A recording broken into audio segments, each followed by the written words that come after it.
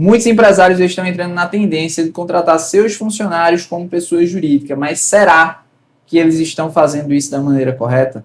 Meu nome é Manuel Roma, eu sou um advogado especialista em direito para empresas e estou aqui hoje para auxiliar você, empreendedor, a fazer a dinâmica empresarial da sua empresa da maneira mais adequada, tá? Esse é o nosso primeiro canal do YouTube, esse é o primeiro vídeo do nosso canal do YouTube, e eu vou ficar muito contente se você ficar nele até o final e comentar com a gente depois se esse vídeo foi útil ou não para você, para que a gente possa ir aprimorando para os próximos, tá? E inicialmente eu gostaria de começar aqui falando sobre as novidades desse cenário, né? A gente tem atualmente uma novidade, esse assunto está sendo discutido pelo STF, né? Todas as ações que versam sobre pejotização, né, que é essa contratação da pessoa física seletista, né, o funcionário que deveria ter sua CLT assinada como PJ, está sendo discutido no STF até de como é que a gente vai discutir isso nas próximas ações. Então, nesse momento, todas as ações que têm essa discussão estão suspensas na Justiça do Trabalho, tá? Mas não por isso, não por estarem suspensas, a gente pode simplesmente ignorar e seguir a vida como se não existisse um cuidado necessário com o que a gente faz acerca da contratação de profissionais como PJ. E aí, entrando dentro desse cenário, a fiscalização, ela tende a ficar muito mais severa nos próximos momentos, porque no momento anterior ninguém fiscalizou e hoje a gente tem um número gigante de profissionais sendo contratados como PJ, muitos deles, inclusive, por vontade própria, né, querendo se tornar PJ para ganhar mais, né, uma opção que muitos empresários dão. Mas a gente tem que ter cuidado enquanto empresário, porque na prática, no final do dia, quem é responsável pela verba trabalhista somos nós, né? Então, o grande ponto aqui a gente tem que se atentar inicialmente aqui às 4 características da relação de emprego que não podem em conjunto, todas as 4 estarem presentes na relação que você tem com esse PJ. Então, muito cuidado, a gente vai falar sobre cada uma delas, iniciando aqui pela subordinação. E o que é a característica da subordinação? Ela nada mais é do que uma característica onde aquele funcionário ele é subordinado ao empresário. E por subordinado, isso significa dizer que enquanto funcionário, ele segue e trabalha exatamente da forma como a gente quer. No cotidiano, onde a gente fala sobre prestação de serviço, acontece sim muitas situações desse PJ, acontece comigo, inclusive, de eu seguir as orientações do meu cliente, né? Na verdade, não é nem a orientação, é a vontade. Às vezes a gente até orienta, esse não é o melhor caminho, mas o cliente quer seguir por aquele caminho ali, e a gente vai buscando ali o caminho, né? Tentando fazer como ele quer, minimizando o risco, etc. Então, esse aqui é o grande ponto, né? Subordinação é isso, e via de regra está dentro desses contratos, tá? Característica número 2, não eventualidade. E esse aqui é o principal ponto que dá para a gente trabalhar muito sobre isso, né? A não eventualidade, ela fala sobre o funcionário ele ter um horário fixo dentro da empresa. E eu sei que em muitas situações ele não tem, tá? E quando ele não tem, isso precisa estar muito claro no contrato dele. É uma coisa que está no meu contrato. Eu não tenho horário para atender, não via de regra, né? Eu posso atender o cliente dentro do horário comercial das 9 da manhã até as 18 horas, né? Mas isso não significa dizer que eu vou estar 100% à disposição dele durante esse período. Eu posso atender outros clientes, inclusive do mesmo nicho que ele, né? Então, isso é um grande ponto que me torna um profissional não eventual. Ou seja, eu não tenho uma habitualidade de horário de atuação. Eu não tenho que chegar 5, 7 da manhã na empresa e sair 5 da tarde. Eu não tenho isso. E eu recomendo que você também não tenha isso com os seus PJs, tá? Essa é uma das melhores formas de a gente quebrar esse vínculo empregatício e trazer ali no cotidiano uma dinâmica de PJ realmente para esse colaborador. O terceiro ponto aqui é a onerosidade, né, de quem ele recebe um valor. Muito difícil também a gente não ter isso, a menos que esse PJ ele receba uma comissão.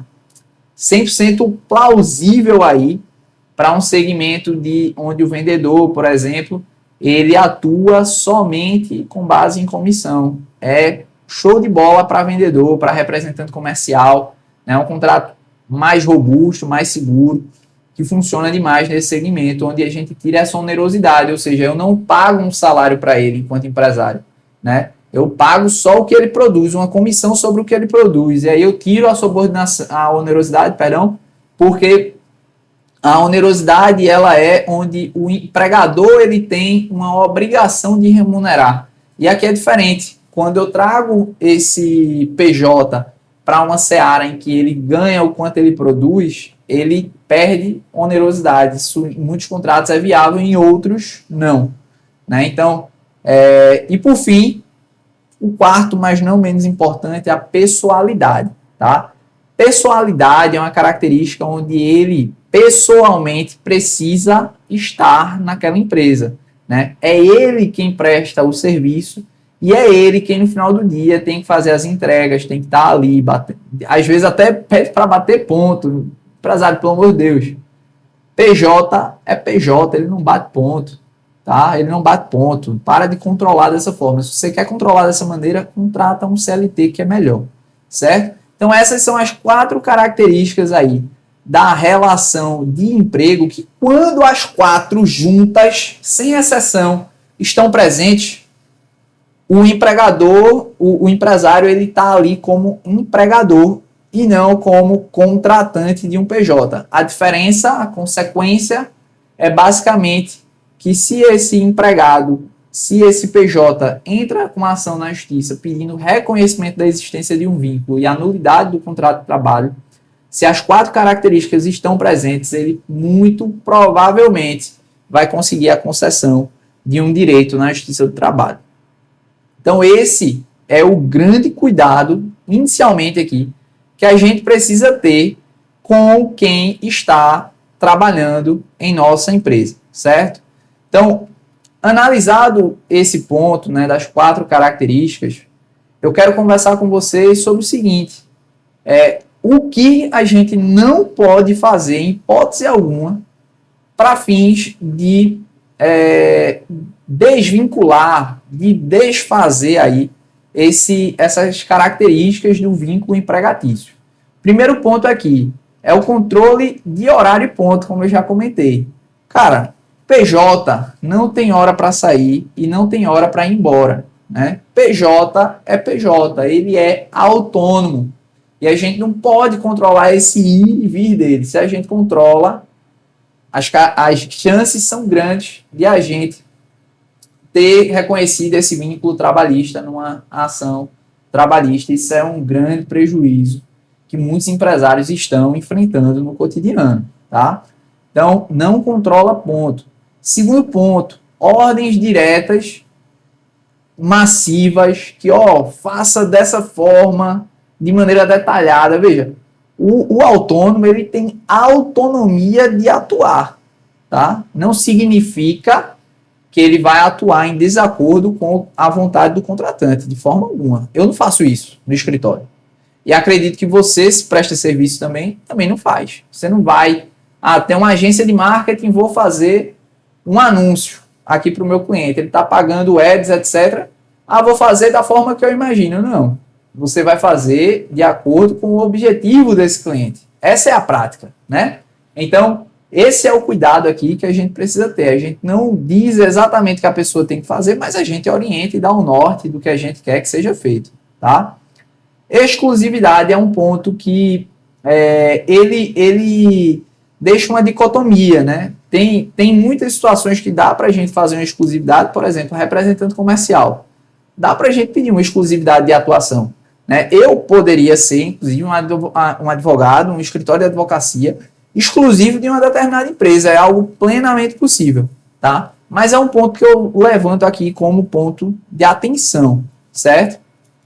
Uso de e-mail institucional da empresa. Veja, assim como à exclusividade, esse aqui é um ponto que a gente traz como ponto de atenção na prática, mas que não é um ponto crítico, né? Não é um ponto que vai fazer com que seja reconhecido um vínculo apenas pelo uso de um e-mail corporativo, né?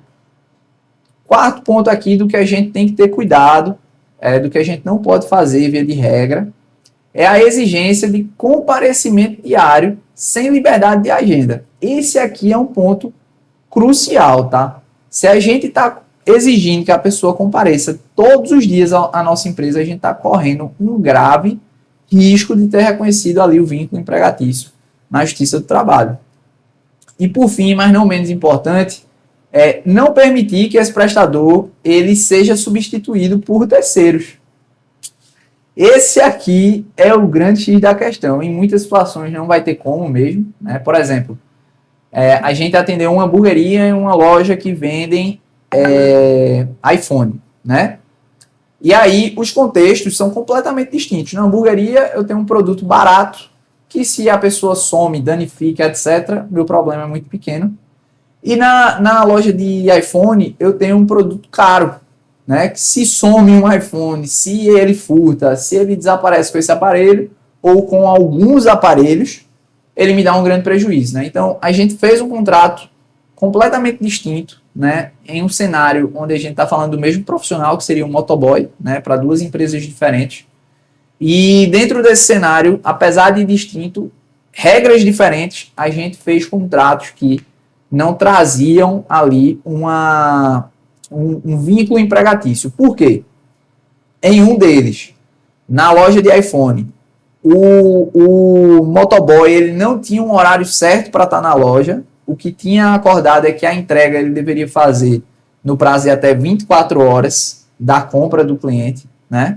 Então, a agenda ele que determinava, tá? Se ele ia estar aqui, se ele ia estar em outro canto. Ele poderia prestar serviço para mais de uma loja, né? Então, tinha essa disponibilidade aí. E, além de tudo isso, né? Do hambúrguer, o que foi que a gente fez? A gente colocou que era possível que ele fosse substituído por um terceiro. Mas na do iPhone não era. Por quê? Porque é um produto caro, como eu falei. Então, na do iPhone é impraticável, né, que esse motoboy ele seja substituído por um terceiro que não seja de confiança. Mas ele não precisa ter horário determinado. Já na hamburgueria era o inverso. Ele poderia ser substituído por qualquer pessoa, mas existia um horário determinado. Então, a grande chave aqui, empreendedor, é você entender, dentro desse contexto da função, se ela de fato tem como não ter uma das 4 características que eu mencionei aqui. O que é que eu vejo de muito errado acontecendo por aí no mercado? O empresário pega a recepcionista, que tem que estar todo dia, que não pode ser substituída, que recebe salário, né? E diz o quê? Tu agora vai ser PJ. Erro crasso. Erro que vai gerar um processo na certa. Eu tenho certeza absoluta que vai ter um processo sobre isso, se esse colaborador quiser, claro, mas assim, são pouquíssimas as pessoas que saem de uma empresa e não processam, né? A gente tem aí um cenário onde no ano passado a gente teve em valor de condenações na Justiça do Trabalho, um valor superior a 48 bilhões, né? Que movimenta um absurdo de dinheiro, e isso vem da confiança, que eu chamo de uma confiança ridícula por parte do empresário, que acaba confiando sabendo que está errado. E aí qual que é a grande questão? Eu confiei, a gente fez um combinado. Meu amigo, a CLT fala, e não sou eu que estou falando, não. A CLT fala que você, enquanto empresário, é quem tem a obrigação de seguir a norma. Se você deixa, empreendedor, de seguir a norma, quem paga o pato é você. Então, como assim? Eu fiz porque eu confiei. Eu fiz porque eu combinei. Diferente, menor do que está na CLT, não existe. Tá? Então, eu realmente consigo transformar esse colaborador em um colaborador PJ, um colaborador PJ é demais, né? Em um prestador de serviço, né? Se eu tenho como, show de bola, bora, vai dar certo, né? Chance de a gente ter uma problemática são menores, né? Ah, tenho como ser condenado na justiça do trabalho? Tem. Mas tem outras situações que não. Essa hamburgueria, por exemplo, ela foi processada por um motoboy, pedindo o valor de 130 mil reais. A gente ganhou a ação e não tínhamos o contrato ainda, tá? Eu cheguei na hamburgueria por causa dessa ação e entrei depois para formalizar os contratos. Mas a sorte desse empresário é que no dia a dia ele funcionava exatamente dessa maneira como eu tinha te falado. Ele tinha a possibilidade de o motoboy ser substituído por qualquer pessoa. E aí a gente tinha testemunha desse funcionamento ser dessa maneira. A gente tinha prova de que isso acontecia para além da prova testemunhal. A gente tinha conversa de WhatsApp nesse sentido. Então, assim, o grande X da questão é a gente fazer certo. Tá? É uma tendência. A gente ainda não sabe como vai ficar depois da decisão do STF. Né? O STF está analisando nesse momento o seguinte. Essa ação que pede para desconsiderar, anular esse contrato de trabalho, ela deveria ser iniciada na Justiça Civil ou pode ser realmente diretamente na Justiça do Trabalho, como todo mundo faz hoje em dia? Se essa decisão avança e diz que é na civil, vai ficar muito mais difícil para esse PJ conseguir processar a gente na Justiça do Trabalho, porque primeiro ele tem que anular na civil, para depois ele vir para a Justiça do Trabalho, né? Então, esse é um contexto assim que propicia que a gente faça esse tipo de contrato. Mas, vejamos, vamos fazer direito, vamos analisar a forma como a gente está fazendo, porque tem muito empresário errando o básico. Se a relação de emprego está presente, não tem como a gente dizer que o profissional é PJ. Não tem como a gente dizer que o auxiliar de almoxarife é PJ. Não tem como a gente dizer que o gestor da obra, que passa o dia todinho ali, é PJ.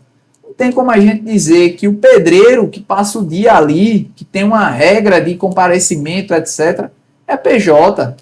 Né? A gente tem que ter sabedoria na hora de utilizar esse instrumento, né, que realmente economiza em imposto, né, de uma maneira que, via de regra, a balança é a seguinte: a gente economiza em imposto para pagar um salário melhor. Então, para o funcionário, para o PJizado, é melhor, um contexto bom.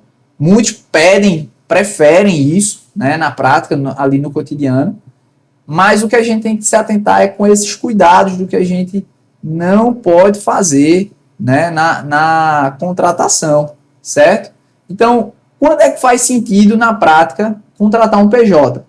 Quando a função não preenche as características da relação de emprego. Ponto. Né? Se preenche as 4, não dá para ele ser PJ. Se não preenche pelo menos uma das 4, dá para ser PJ. E aí, vamos lá. O contrato, ele não faz milagre. Por quê? Na Justiça do Trabalho, o que vale é a realidade dos fatos.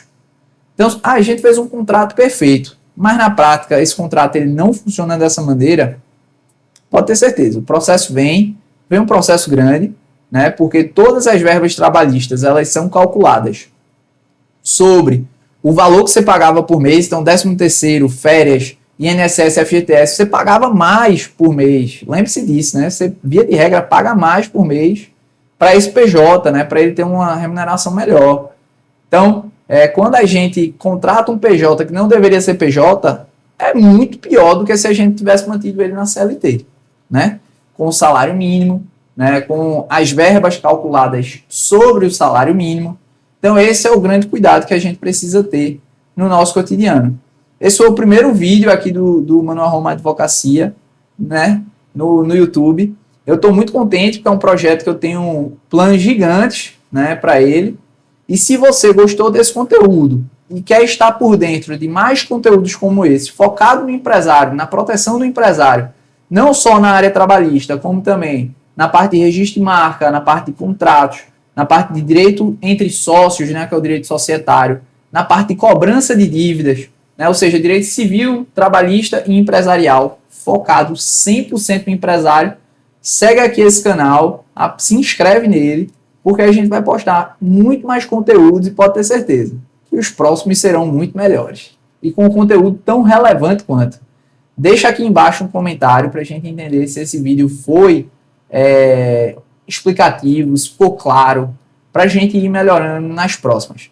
Tamo junto e até a próxima, empreendedor. Vamos fazer dinheiro e vamos fazer o Brasil crescer, que é isso que a gente está aqui para fazer.